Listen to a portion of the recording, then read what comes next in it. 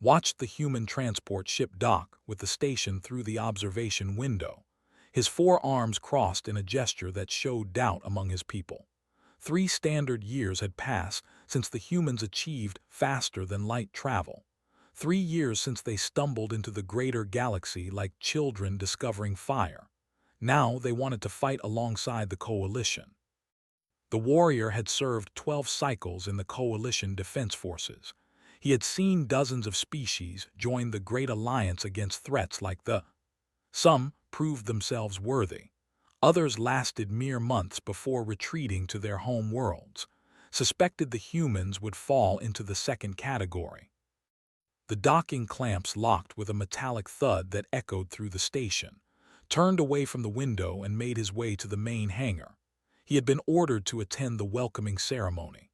Admiral OK, a massive whose crystalline hide gleamed under the station lights, stood at the center of a formation of officers.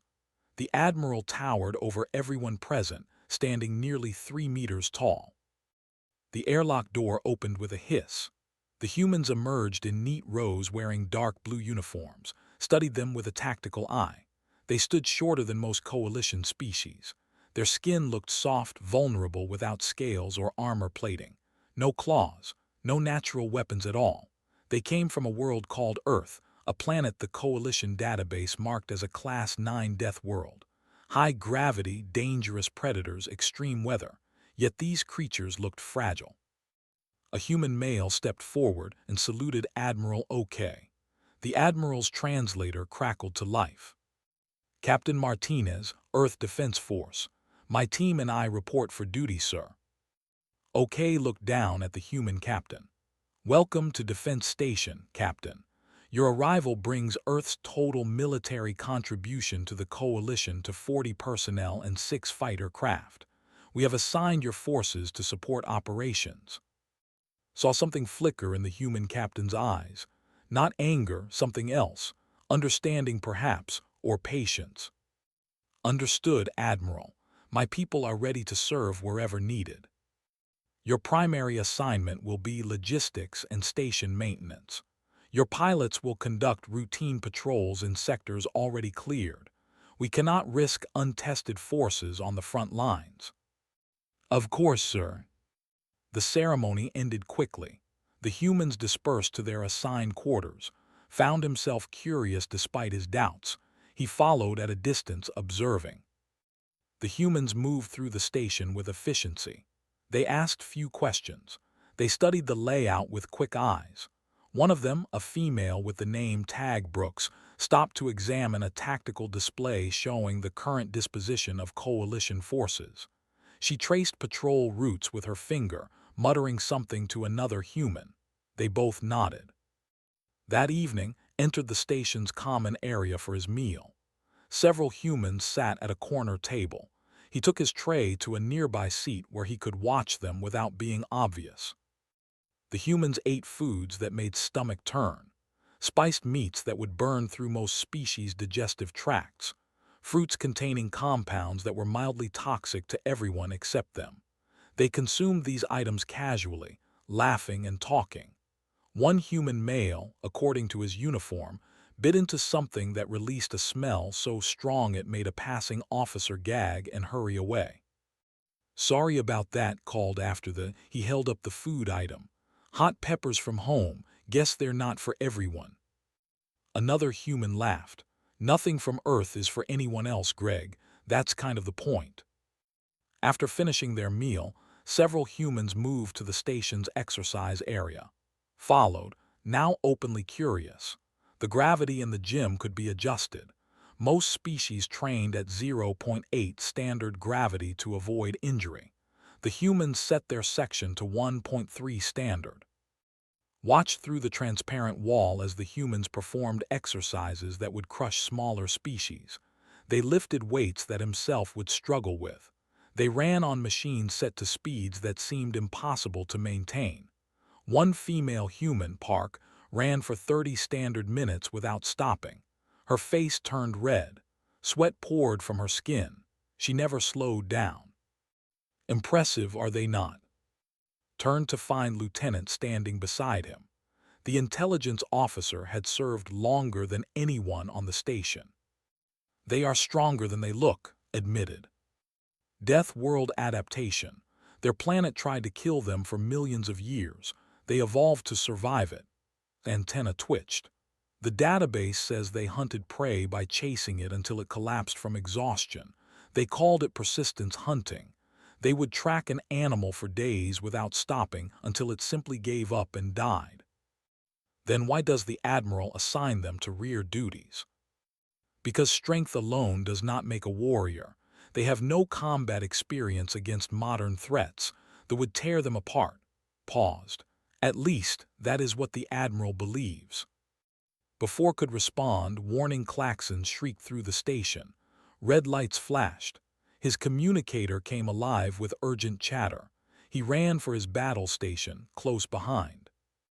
The command center buzzed with activity, slid into his weapons control seat and brought up the tactical display. His heart sank. Signatures, dozens of them. A raiding fleet had emerged from hyperspace and was burning hard toward the station and prime below. There were nightmares given form. Conquerors who swept across the galaxy, taking whatever they wanted and killing anyone who resisted. They had been quiet for months. Intelligence suggested they were rebuilding after their last major defeat. Apparently, intelligence was wrong. "All personnel to battle stations," Admiral Okay's voice boomed across every speaker. "Prepare for combat. All non-essential personnel begin evacuation procedures. Fighter wings, launch when ready." Armed his weapons systems and synchronized with the station's targeting computer. Around him, other officers did the same. The fleet grew larger on the display. 37 warships, far more than expected. The station's garrison could handle a small raid, but this was a full assault force. A communication request flashed on screen. "Human frequency, Captain Martinez." "Station command, this is Captain Martinez. Request permission to deploy fighter wing for combat operations." Admiral Okay responded immediately. "Negative, Captain. Maintain your position. This is not a drill suitable for training runs." "With respect, Admiral, my pilots are combat ready. We can help." "You are assigned to support operations. That assignment stands. Maintain position. Command out." The channel closed, glanced at the section of his display showing the human quarters. The life signs showed elevated heart rates. They were preparing for something. The fleet entered weapons range. The first exchange of fire lit up the darkness of space. A coalition frigate took a direct hit and exploded in a ball of flame. Another frigate lost engines and began tumbling. The station's shields flared as weapons found their mark. Fired his weapons, targeting a destroyer. His shots struck true, but the enemy shields held. Return fire hammered the station. Alarms wailed. Damage reports flooded the command center. Then something appeared on the tactical display that made blood run cold. 6 small craft launched from the human hangar bay. The fighter wing had deployed without authorization. "Human fighters return to base immediately," Okay ordered. "You are not cleared for combat." The response came from Lieutenant Brooks. The female human had seen studying the tactical displays. "Sorry, Admiral. We seem to be experiencing communication difficulties.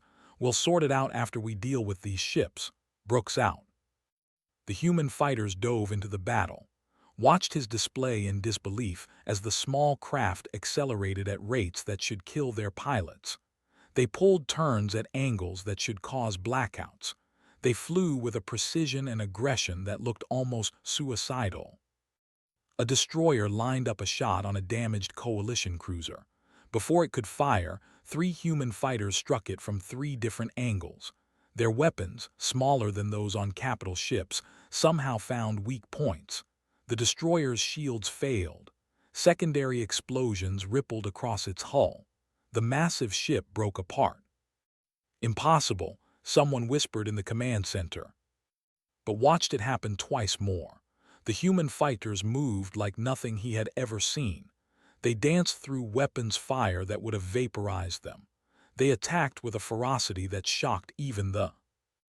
Another alarm sounded, different from the first. Checked his secondary display and felt his blood turn to ice. Boarding craft had launched. They were heading for the station's lower decks. Boarding action, Admiral OK announced. All security teams to defense stations. Repel boarders. Stood from his weapons console. His combat training took over. He grabbed his plasma rifle from the wall rack and headed for the lower decks. As he ran through the corridors, he saw Captain Martinez and 5 other humans moving in the same direction. Martinez caught his eye and nodded once.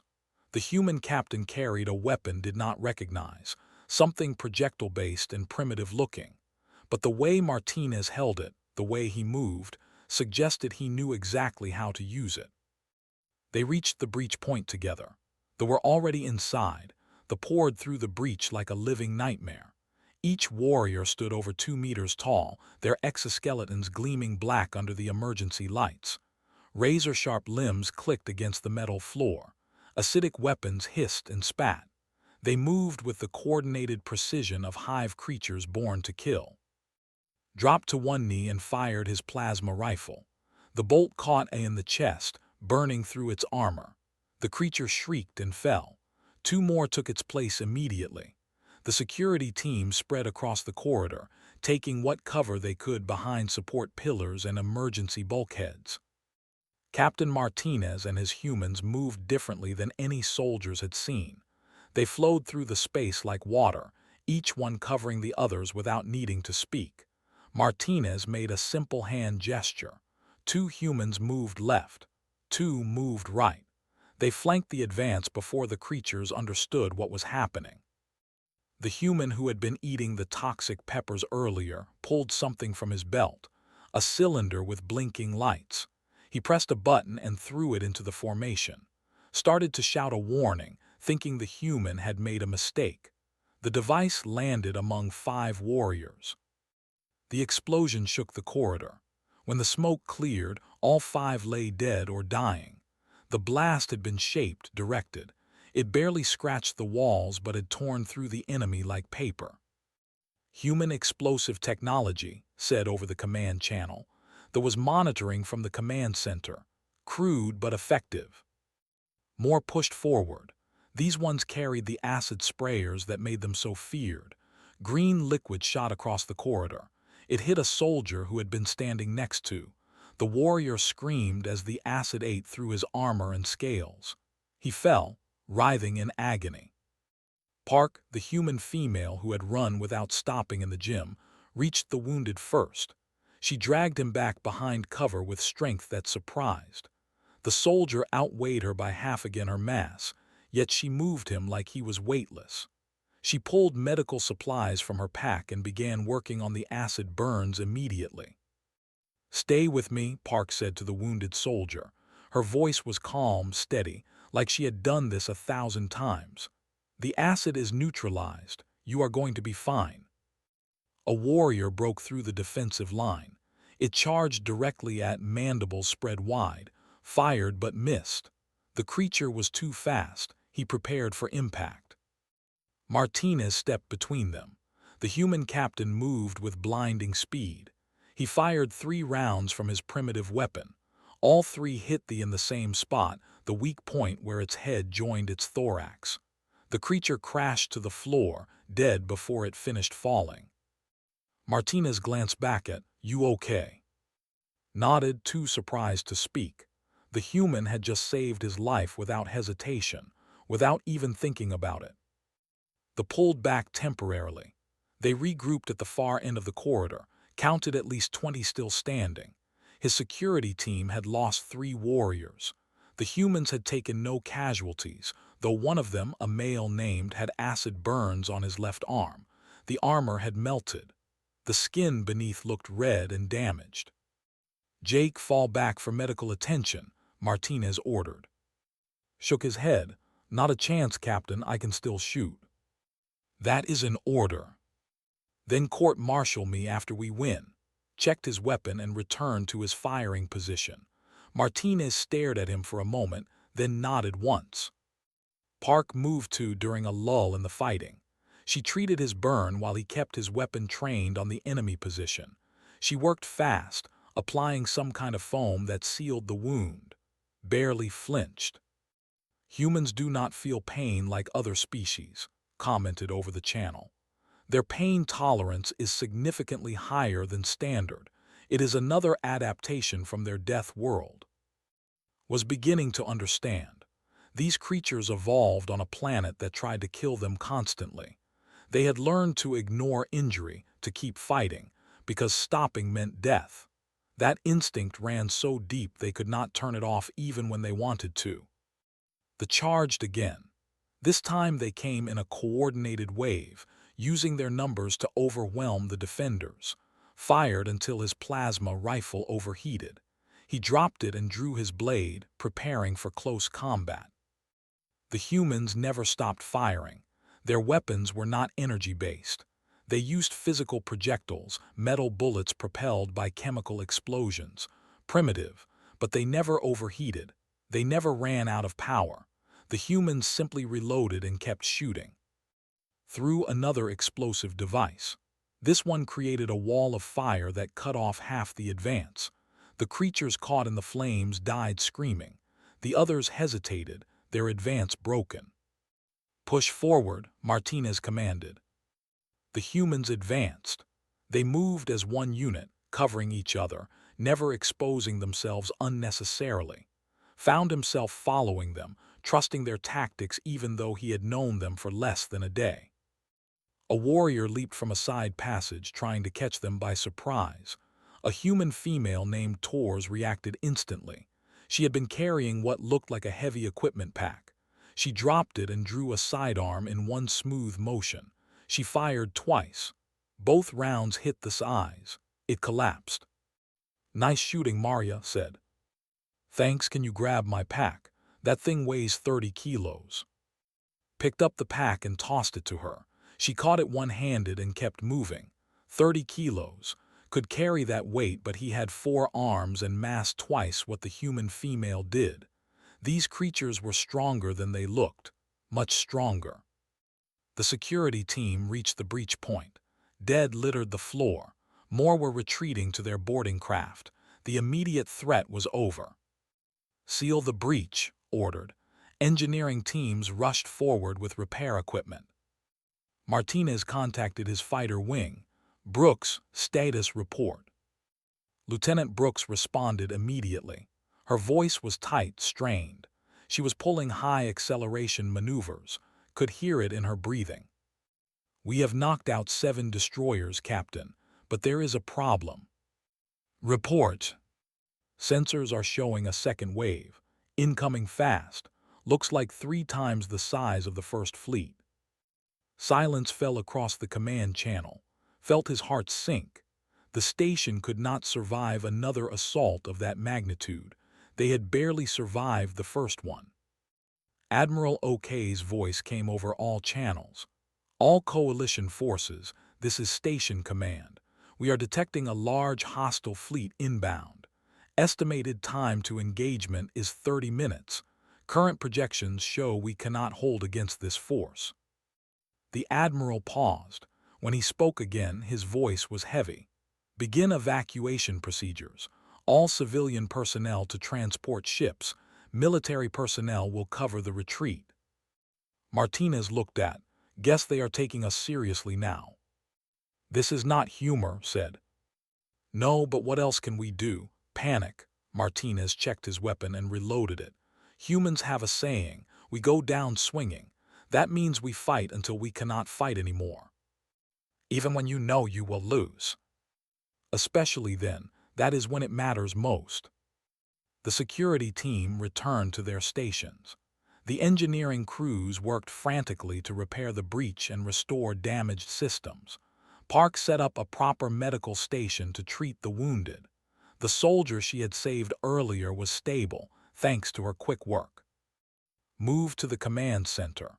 The tactical display showed the incoming fleet. Over 100 warships, 3 massive battleships at the center. This was not a raid, it was an invasion. The coalition forces regrouped. Every fighter that could fly launched. Every weapons platform powered up. Transport ships began loading civilians and non-essential personnel. Children, families, diplomats. Thousands of lives depending on the defenders buying them enough time to escape. Brooks and her fighter wing docked briefly to rearm and refuel. Saw her in the hangar through a camera feed. She looked exhausted. Her flight suit was soaked with sweat. She moved stiffly, like someone who had been pulling extreme maneuvers for too long. But when her fighter was ready, she climbed back into the cockpit without complaint. "Tower, this is Delta Wing," she reported. "We are ready for second sortie." "Acknowledged, Delta Wing. You are cleared for launch." And Lieutenant. "Yes, Admiral. That unauthorized launch earlier. We will discuss it after the battle, if there is an after." Brooks laughed. It was a tired sound. "Looking forward to it, sir. Delta Wing launching now." The human fighters screamed out of the hangar and into the black. They formed up with coalition squadrons, flying in mixed formations. Other pilots had seen what the humans could do. They trusted them now. Watched the countdown timer on his display. 20 minutes until the second wave arrived. He had fought in many battles. He had faced death before. But this felt different. This felt final. Martinez and his ground team took up defensive positions near the main hangar. If they boarded again, they would have to come through there. Had rigged additional explosives along every possible approach. Torres positioned heavy weapons with clear firing lanes.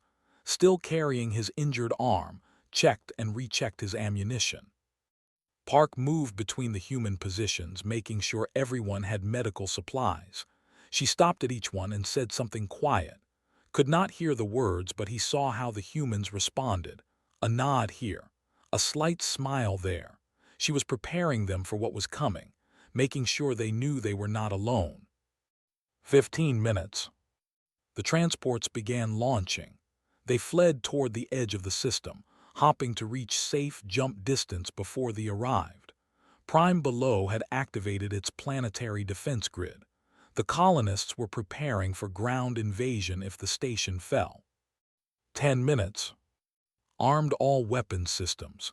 Every ship, every station, every platform pointed toward the incoming threat. It would not be enough. They all knew it, but they would fight anyway. 5 minutes. Admiral OK addressed the remaining defenders. "To all coalition forces, we have sworn to protect the innocent, to stand against tyranny. Today we prove those are not empty words. Whatever happens in the next hours, know that you have honored your oaths. You have done your duty, and the galaxy will remember." The fleet dropped out of hyperspace. Had been wrong. It was not 100 ships. It was over 200.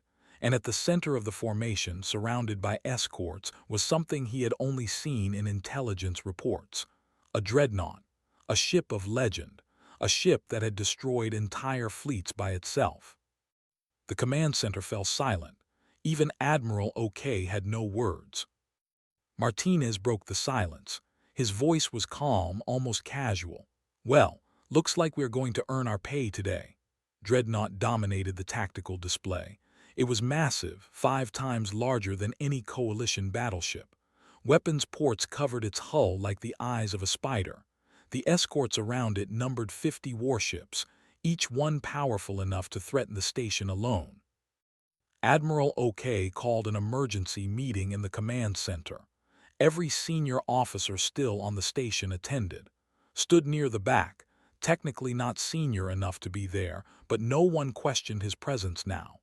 Martinez stood beside him, studying the tactical display with intense focus. "The situation is clear," OK began. His voice was steady despite the circumstances. "We cannot defeat this fleet. Our best analysis shows the station will fall within 2 hours. The dreadnought alone has enough firepower to destroy us." A officer spoke up. "How many transports have escaped?" 60% of civilians are away. The rest are still loading. They need at least 90 more minutes to reach safe jump distance. "Then we hold for 90 minutes, a commander said. "We knew this might happen when we joined the defense forces." With respect, another officer interrupted. Holding is not possible. The dreadnought will destroy this station in the first salvo. The civilians will still be in weapons range. The room fell silent. Officers looked at each other. Some looked at the floor.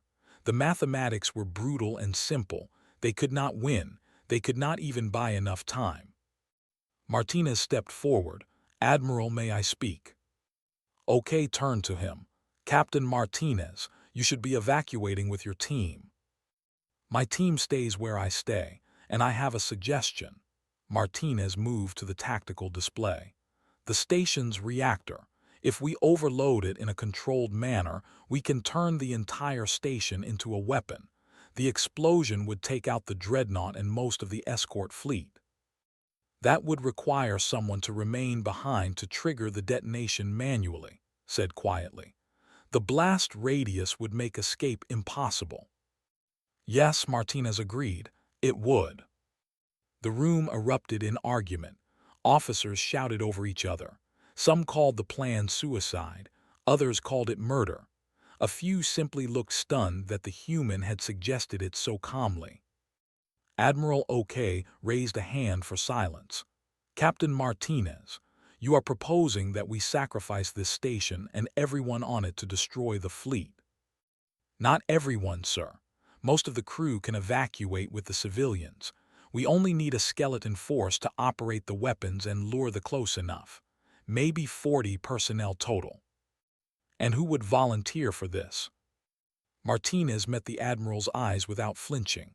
"I would. My entire team would." "You cannot possibly speak for them." "Then ask them." OK activated a general channel. "All human personnel, this is Admiral OK. Captain Martinez has proposed a mission that would require volunteers to remain on the station while others evacuate. The volunteers would not survive. If you wish to be part of this mission, report to the command center." Less than 3 minutes later, every single human on the station stood in the command center. All 15 of them. Tors with his bandaged arm, Park with medical supplies still strapped to her back. Lieutenant Brooks came directly from her fighter, her flight suit still damp with sweat. "We are all here, Admiral," Martinez said simply. Felt something stir in his chest. These humans had been assigned to rear support. They had been dismissed as inexperienced. Yet when faced with certain death, they stepped forward without hesitation. "This is madness," one of the coalition officers muttered. "No," heard himself say. He stepped forward, standing beside Martinez. "This is courage, and I will stay as well." "Move to join them, as will I." More officers came forward. Warriors who had fought beside the humans during the boarding action. Technicians who had watched them work. A gunnery officer who had seen the human fighters in action. Within 10 minutes, 43 volunteers stood together. Admiral OK looked at them for a long moment. Then he straightened to his full height. "Very well. Begin evacuation procedures for all non-volunteers. The volunteer force will prepare the reactor and defensive positions. You have 90 minutes to be ready." The next hour passed in controlled chaos. Transport ships launched continuously, fleeing toward safety. Engineering teams worked frantically under direction to reconfigure the reactor. The human engineer moved through the reactor core like he had been born there, showing coalition technicians how to channel plasma through damaged conduits, how to create a cascade failure that would result in a massive explosion. "Where did you learn this?" an engineer asked. "Trial and error," answered, "and a lot of reading. Humans have destroyed enough of our own reactors by accident that we got pretty good at doing it on purpose." Helped position weapons platforms. The goal was simple: make the station look like it was still fully operational for as long as possible. They needed to commit fully to the assault. If they suspected a trap, they would stand off and bombard from distance. Park established a medical station in the command center. She knew most of the volunteers would not survive long enough to need it, but she set it up anyway. "Someone might get lucky," she told when he asked, "and I would rather be ready." Tors rigged explosives along every corridor that led to critical systems. If the boarded again, they would find surprises at every turn. Despite his injury, helped her work. The two humans spoke little, communicating mostly through gestures and nods. Brooks and her fighter wing prepared for one final sortie. Their job was the most dangerous of all. They had to draw the fleet in close, make them think they could easily destroy the station. Then they had to survive long enough to get clear before the detonation. "That is the part of the plan I do not like," Brooks said. She sat on the wing of her fighter, checking her systems one final time. The get clear part seems optimistic. Found himself sitting beside her. He did not know why. Perhaps he wanted to understand these humans better before the end. "You do not have to do this," he said. "Any of you could have evacuated." Brooks smiled. It was a tired expression but genuine. "You know the funny thing about humans, we are really good at math. We can calculate odds, understand probability, all that. But when it comes to doing the right thing, we are terrible at math. I do not understand. Down on Prime there are about 2 million people. Civilians, families, kids. If we run, they all die. If we stay and do this, most of them live." She shrugged. "The math says we should save ourselves, but humans do not work that way. We cannot walk away when people need us. It is a flaw in our design." "That is not a flaw." "Maybe not, but it does get us killed a lot." Martinez called the volunteers together 30 minutes before the fleet would arrive. They gathered in the command center, 43 individuals from 7 different species. They had known each other for less than a day, yet they stood together ready to die. "I want everyone to understand something," Martinez began. "What we are about to do will save thousands of lives, families, children, people who will never know our names. That matters. That is what makes this worth it." He pulled something from his pocket, a small photograph. "I have a daughter. Her name is Sophie. She is 6 years old. She likes to draw pictures of spaceships." He held up the photo for everyone to see. A small human child with dark hair and a bright smile. "I am not doing this for glory. I am doing this so Sophie and kids like her can grow up in a galaxy where good people stand together, where we do not surrender to bullies, where we protect the innocent even when it costs us everything." He put the photo away. "Each of you has someone you are fighting for. Remember them. In the end, that is all that matters." Activated the reactor sequence. The countdown began, 90 minutes until overload. The timer appeared on every display in the command center, a constant reminder of what was coming. The last transport launched. Admiral OK was on it, though he had argued to stay. "The Coalition needs someone who survived this to report what happened," Martinez had told him. "Tell them we stood. Tell them we held the line." The station fell quiet. 43 volunteers at their stations, the fleet approaching, nothing left to do but wait. Checked his weapons for the 10th time. He noticed his hands were steady. He expected to be afraid, but he felt calm, focused. Perhaps this was what humans felt all the time. This acceptance of death combined with determination to make it mean something. Park moved through the command center, stopping at each volunteer. She did not speak much. Sometimes just a hand on a shoulder. Sometimes a few quiet words. When she reached, she smiled. "Thank you for standing with us," she said. "Thank you for teaching me what standing means." The fleet entered weapons range. The timer showed 60 minutes remaining. "All stations, this is Captain Martinez. Hold fire until they commit fully. We need them close." The warships spread out in an attack formation. The dreadnought remained at the center, its massive weapons charging. Smaller ships moved forward to probe the station's defenses. "Steady," Martinez said. "Wait for it." They opened fire. The station's shields flared.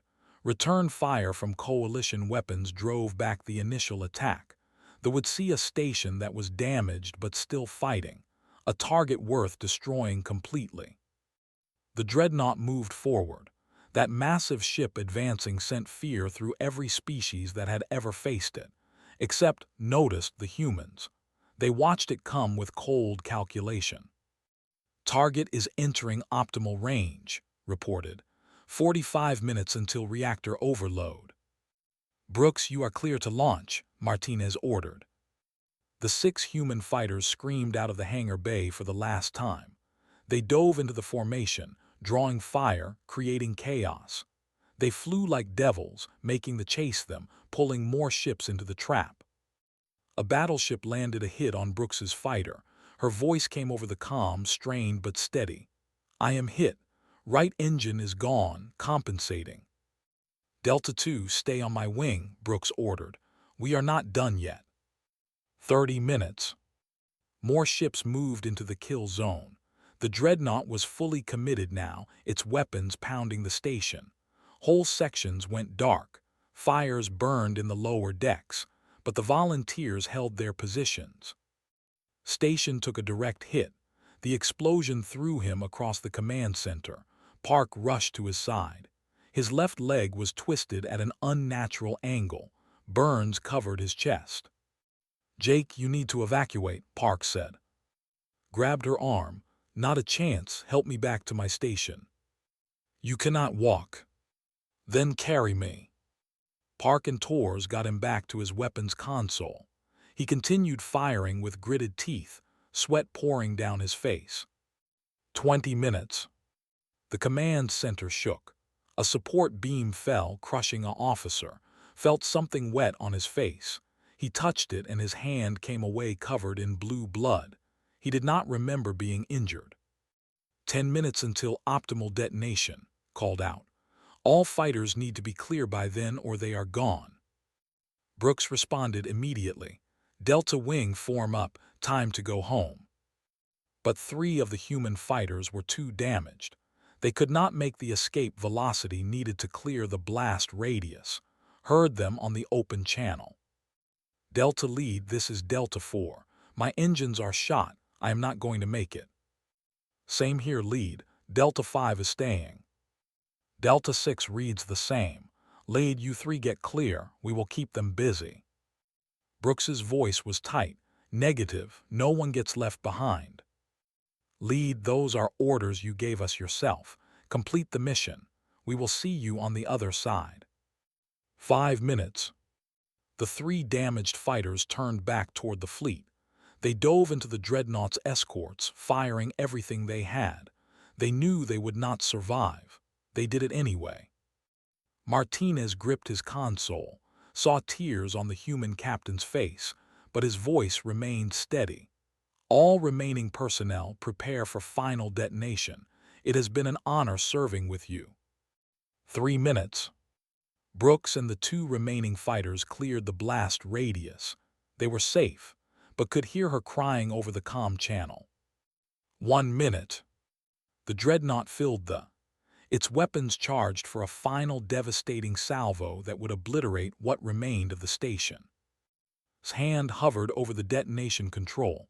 10 seconds. Closed his eyes. He thought of his clan home, his family, the thousands who would live because of what happened here today. 5 seconds. Then every alarm in the command center started screaming. New contacts, dozens of them, dropping out of hyperspace directly behind the fleet. His hand froze. Hold detonation. New contacts are coalition signatures. The shifted to show the new arrivals. Warships, dozens of warships. And at their center, massive and beautiful, was a ship had never seen before. A human carrier, larger than anything Earth had built before. Fighters poured from its launch bays like angry insects. A transmission crackled across all channels. The voice was human, male, and carried absolute authority. This is Admiral Frank Pierce of the Earth Defense Force, commanding the carrier Independence. We heard you could use some help. Hope we are not too late. Martinez stared at the tactical display like a man who could not believe his own eyes. His voice came out rough, strained with emotion he could no longer hide. Admiral Pierce, you are right on time, sir. Good to hear your voice, Captain. Sit tight. We are coming in hot. The Independence was not alone. 60 human warships dropped out of hyperspace in a perfectly coordinated formation. Battleships, cruisers, destroyers, and support vessels. Behind them came coalition reinforcements from a dozen species who had been rushing toward after receiving the distress signal. But the humans arrived first. They always seemed to arrive first when things were desperate. Watch the tactical display update in real time.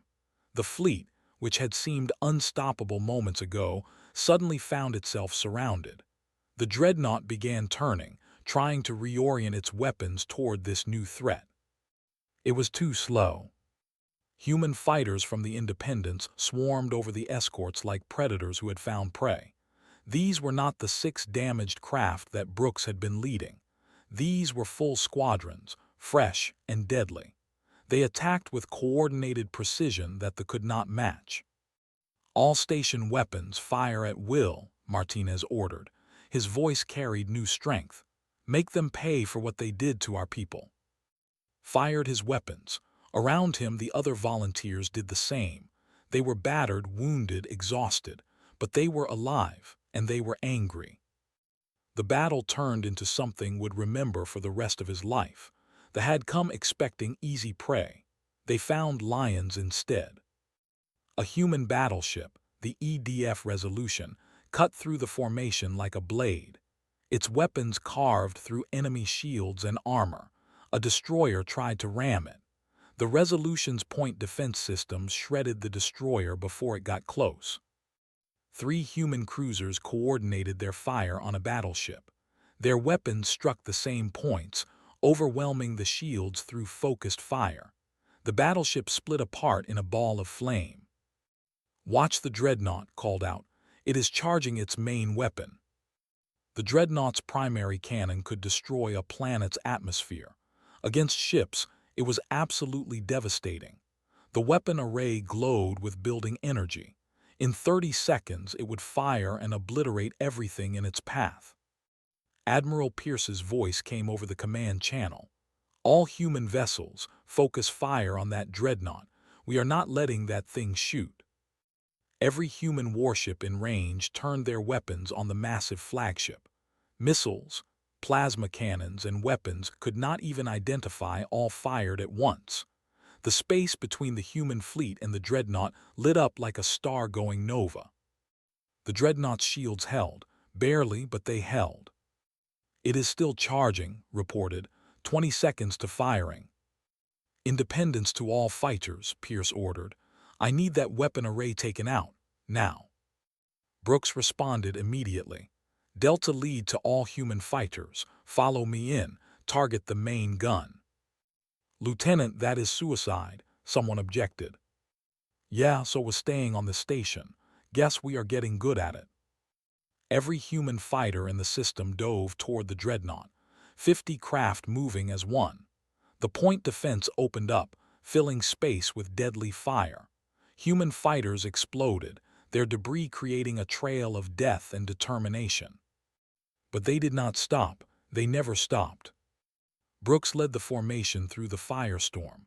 Her voice remained calm, giving orders, coordinating the attack. "Delta Squad hit the left array.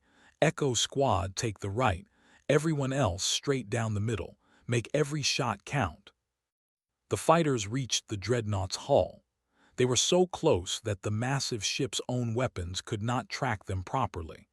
The fighters fired everything they had directly into the main weapon assembly.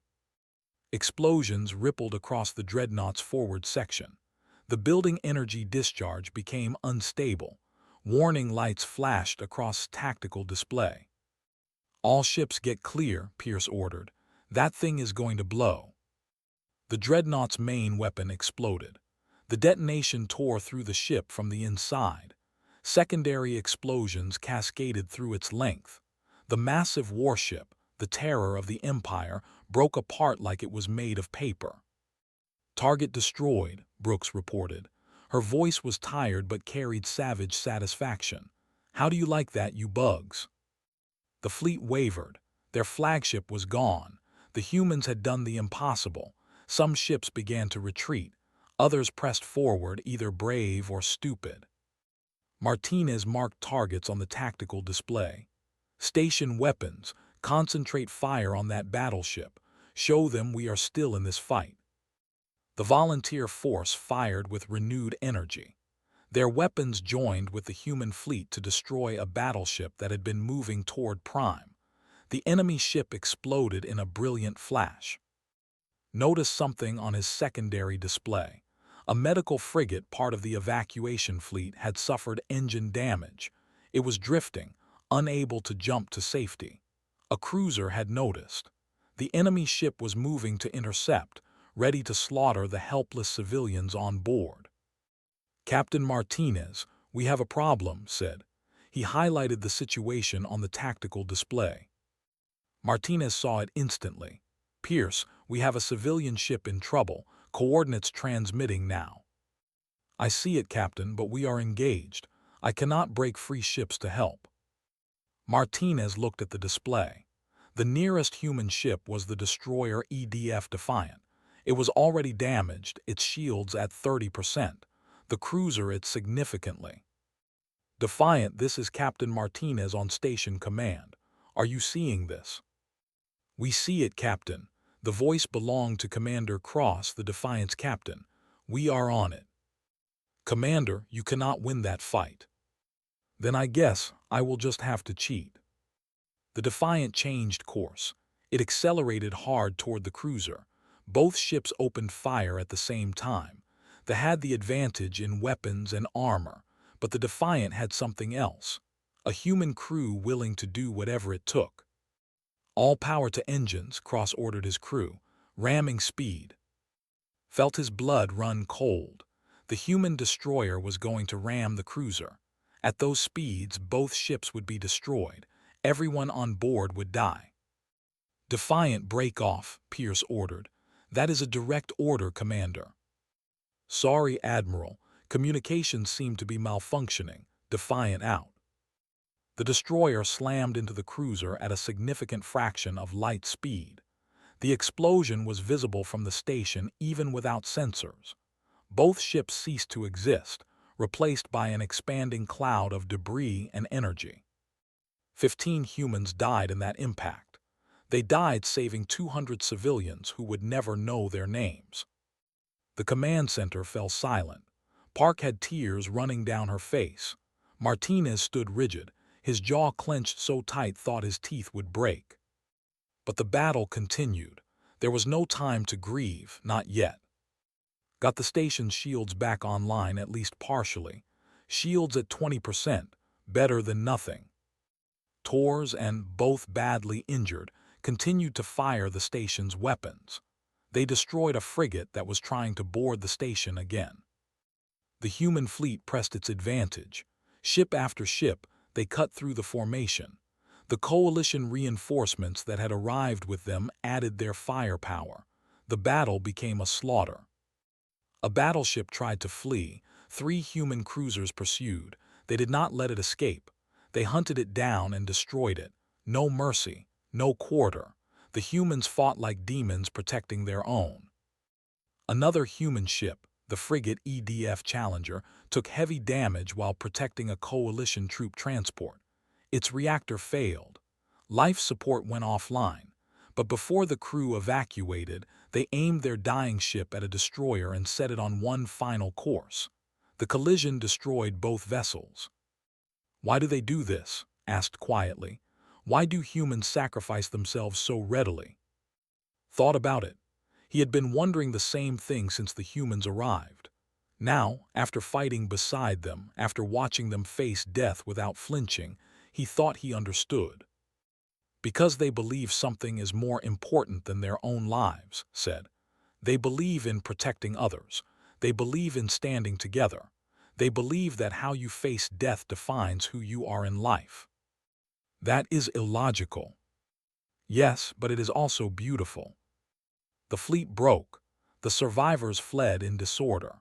The human ships pursued for a time, destroying stragglers, making sure the enemy understood they had been defeated completely.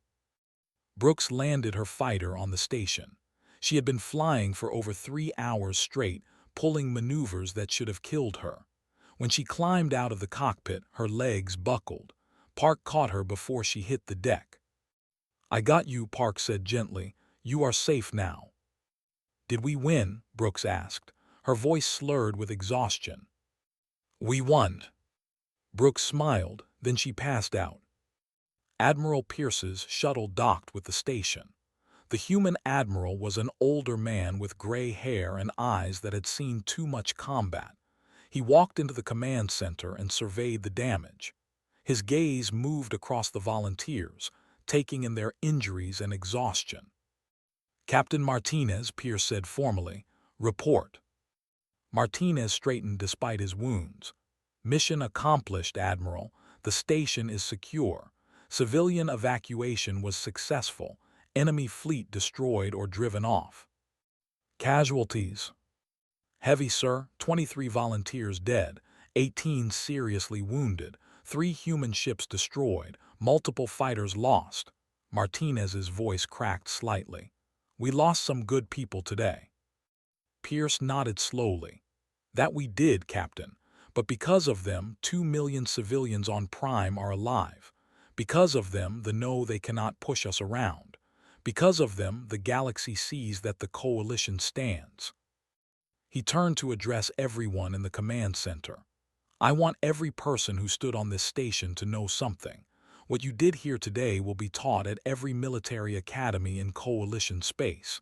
You held impossible odds. You faced certain death. And you never broke. That is what courage looks like." Felt something he had never experienced before. Pride, not in himself but in what they had done together. Human, different species with different histories, but in the end they had stood together. Martinez walked to the viewport, joined him. Together they watched as recovery ships moved through the debris field, looking for survivors and collecting the bodies of the fallen. "It never gets easier," Martinez said quietly. "Losing people under your command, every name, every face, you remember them all." "They will be remembered by more than just us," replied. "What they did here matters, you said it yourself. In the end, that is all that matters." Martinez looked at him. "You understand us now, the humans." "I think so. You are not stronger than other species. You are not smarter, but you have something that cannot be measured. You have the will to never surrender, the determination to protect others no matter the cost, the courage to face impossible odds and fight anyway." "Yeah," Martinez smiled tiredly. "We are stubborn like that." Medical teams arrived to treat the wounded. Engineers began repairs on the station. Ships continued to arrive, bringing supplies and reinforcements. Slowly, order returned to the chaos. But nothing would be the same. Everyone who had stood on that station, everyone who had fought in that battle, knew they had witnessed something important. They had seen what the different species of the galaxy could accomplish when they stood together. They had watched legends rise in real time, and knew that when historians looked back at this day, they would mark it as the moment everything changed. The moment the galaxy learned that humanity had arrived, not as conquerors, not as victims, but as protectors, as brothers and sisters in arms. As legends, 3 weeks after the battle, stood in the rebuilt Memorial Hall of Defense Station. The walls were covered with names. So many names. 417 coalition personnel had died defending the station and Prime. 62 of them were human. The memorial service drew representatives from every coalition species. Families had traveled from across the galaxy to honor their fallen. The hall could barely contain everyone who wanted to attend. Found himself standing near the human section of the memorial wall. He read the names slowly. Lieutenant Amy Brooks, Commander Cross, Lieutenant Jake, Pilot Danny, Engineer Sarah, on and on the list went. Each name had a small description beneath it. Brooks's Reed, died protecting civilians in defense of Prime, flew until the end. Cross's memorial said, gave his life and his ship to save 200 innocents. Simply stated, never stopped fighting, never stopped believing. They would have hated this, a voice said beside him. turned to find Lisa Park standing there. She wore her dress uniform, clean and pressed, but her eyes were red. She had been crying. "Why do you say that?" asked. "Because they never wanted to be heroes. They just wanted to do their jobs and go home." Park touched his name on the wall. Jake was supposed to get married next month. Amy was saving money to buy a house. Cross had 3 kids waiting for him on Earth. They saved thousands of lives. "I know, and they would do it again without hesitation. That is what makes it so hard." Park wiped her eyes. "Do you know what Jake's last words to me were, after I patched up his leg during the battle?" Shook his head. "He said thank you for not letting him quit. He said if he was going to die, he wanted to die doing something that mattered." Park's voice broke. "He got his wish. They all did, but I would rather have them alive and unknown than dead and legendary." Admiral Pierce stepped to the podium at the front of the hall. The crowd fell silent. The Admiral looked older than he had 3 weeks ago. Command carried weight that showed on his face. "We gather today to honor the fallen," Pierce began. His voice carried to every corner of the hall. 417 souls who stood between evil and innocence, who chose duty over safety, who proved that the bonds between species are stronger than any threat we face. He paused. They came to expecting easy conquest. They brought overwhelming force. They brought a dreadnought that had never been defeated. They brought arrogance and certainty of victory. They found something they did not expect. They found courage. They found determination. They found different species standing together, willing to die for people they had never met. They learned a lesson that day. So did the rest of the galaxy. The lesson is this: we are stronger together. Human, all of us. We have different strengths, different weaknesses, but when we stand as one, we are unstoppable. Pierce looked directly at the human section of the memorial. 62 humans died defending this station. Every single one of them volunteered. Every single one of them knew they might not survive. They did it anyway because that is what humans do. We stand up for what is right even when the cost is high. But they did not stand alone. Warriors from 6 other species stood beside them, bled beside them, died beside them. That unity is their true legacy, not the victory, not the destroyed enemy fleet. The legacy is the bonds forged in fire that day. The Admiral stepped down. Other speakers followed. A commander spoke about the volunteer who had saved her life during the boarding action. A mother spoke about the human ship that had protected her children's evacuation transport. An admiral spoke about watching human pilots fly with a ferocity she had never seen before. When it came time for the moment of silence, closed his eyes. He thought about Amy Brooks making jokes even as she dove into certain death. He thought about Jake refusing to leave his post despite his injuries. He thought about the crew of the Defiant ramming the cruiser to save strangers. He thought about Martinez showing him the picture of his daughter and explaining why some things were worth dying for. After the ceremony, found sitting alone in the observation deck. The human captain stared out at the stars, lost in thought, sat beside him without asking permission.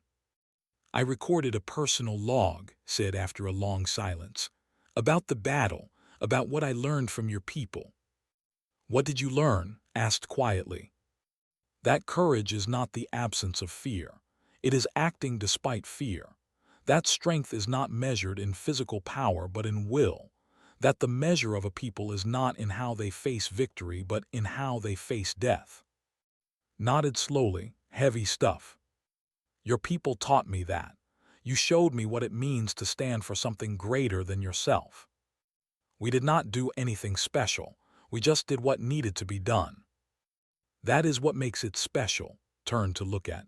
"Before the humans came, I thought I understood war. I thought I understood sacrifice.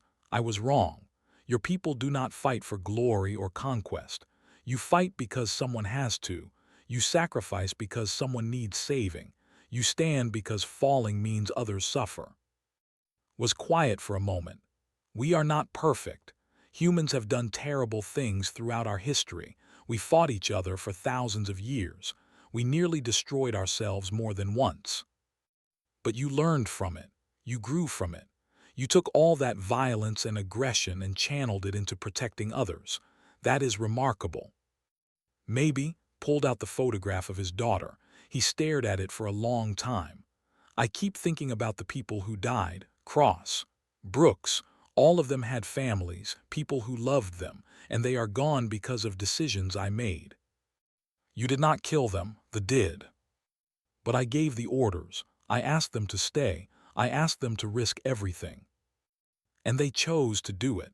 Every single one of them chose to stand, placed one of his 4 hands on shoulder. You showed them what was worth fighting for. You led them well. Honor their choice by remembering why they made it. Nodded but said nothing. The grief was still too fresh. It would be fresh for a long time. Greg found them an hour later. The engineer looked tired but satisfied. Captain, thought you should know. Station repairs are ahead of schedule. We will be fully operational in 2 more weeks. Good work, Greg. Not just me, sir. Got engineers from 8 different species working together.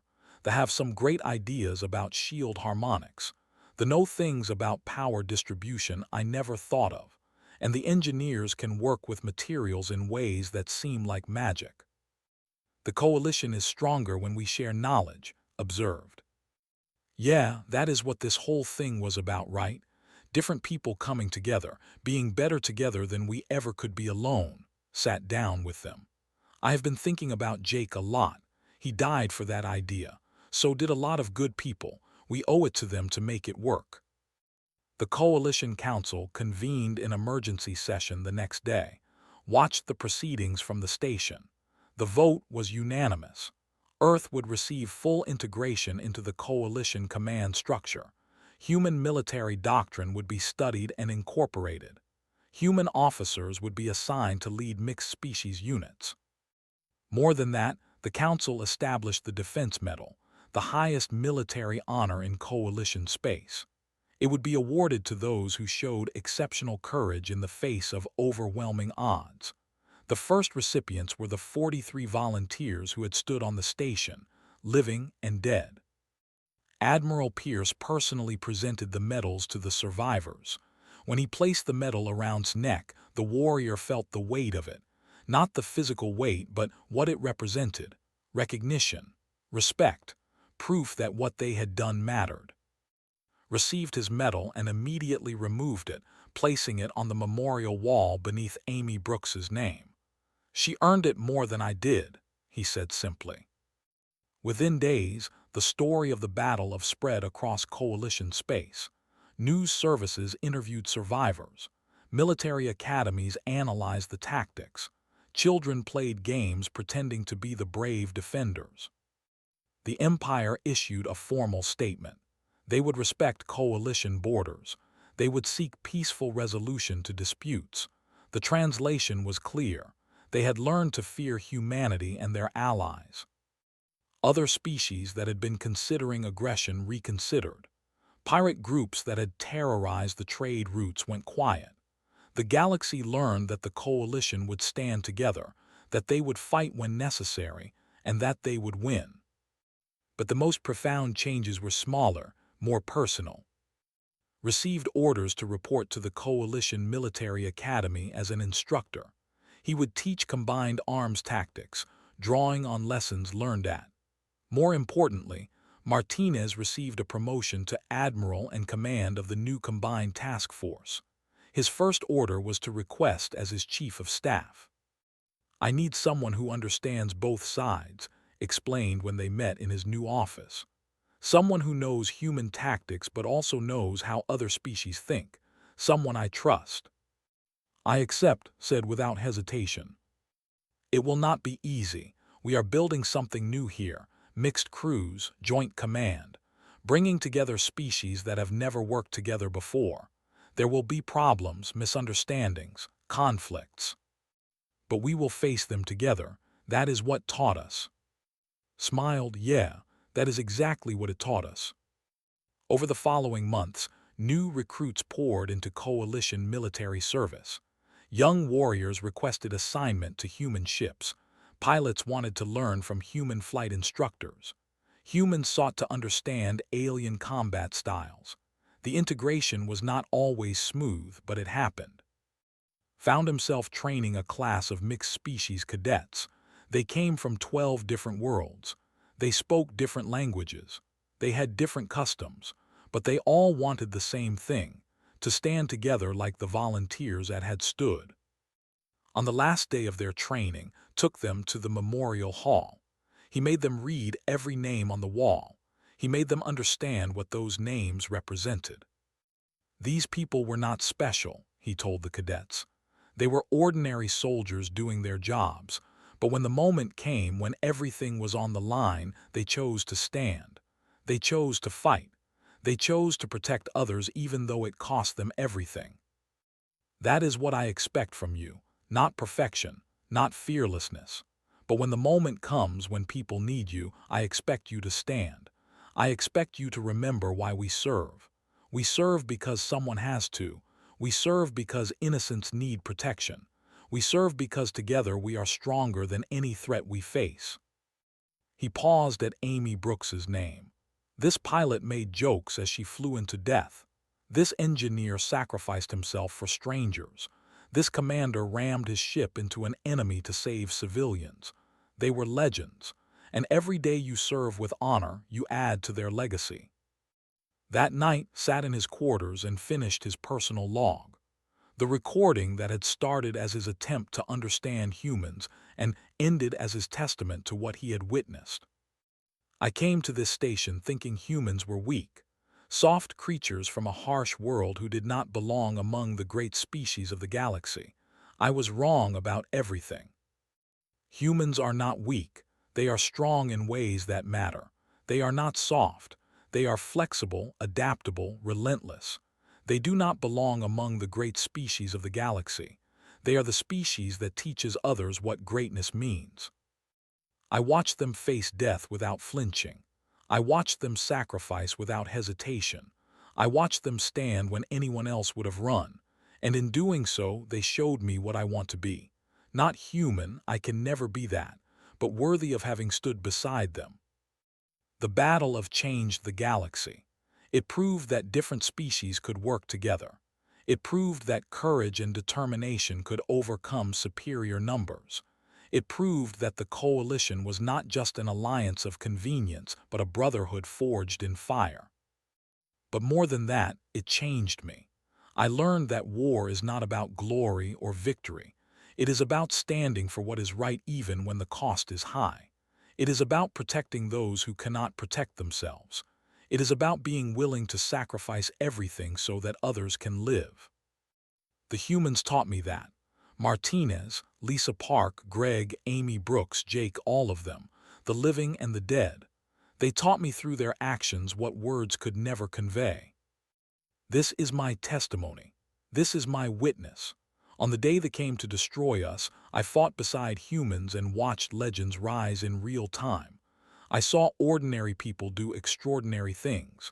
I saw courage defined not by the absence of fear but by acting despite it. I saw the future of the galaxy, a future where we stand together, where we protect each other, where species differences matter less than shared values. The humans gave us that future. They paid for it in blood. We honor them by living up to it. My name is of the. I served at Defense Station. I stood beside humans in battle, and I will spend the rest of my life trying to be worthy of that honor. He ended the recording and sat in silence. Through his window, he could see new ships arriving at the station, human vessels flying alongside cruisers, scouts paired with battleships. The combined fleet was growing. The vision they had fought for was becoming real. Thought about all those names on the memorial wall. He thought about the sacrifices made and the lessons learned. He thought about Sophie Martinez, his daughter, growing up in a galaxy where her father's courage had made a difference. And he smiled, because in the end that was what mattered, not the victory or the glory or the medals, but the knowledge that what they did meant something, that the people who died had not died in vain, that their sacrifice had built something better. The galaxy would remember the battle of, the historians would study it, the generals would analyze it, the poets would sing of it, but would remember something simpler and more profound. He would remember the day he learned what it meant to stand beside legends, the day he learned that heroes were not born. They were ordinary people who chose to do extraordinary things when the moment demanded it. The day he fought beside humans and watched legends rise in real time. And in the quiet of his quarters, looking out at the stars, understood that the legend was not finished. It was just beginning. Every day that the coalition stood together, every time different species chose unity over division, every moment someone chose to stand for what was right, they added to that legend. They were all part of it now, human and alien, living and dead. They were the legend, and the galaxy would never be the same.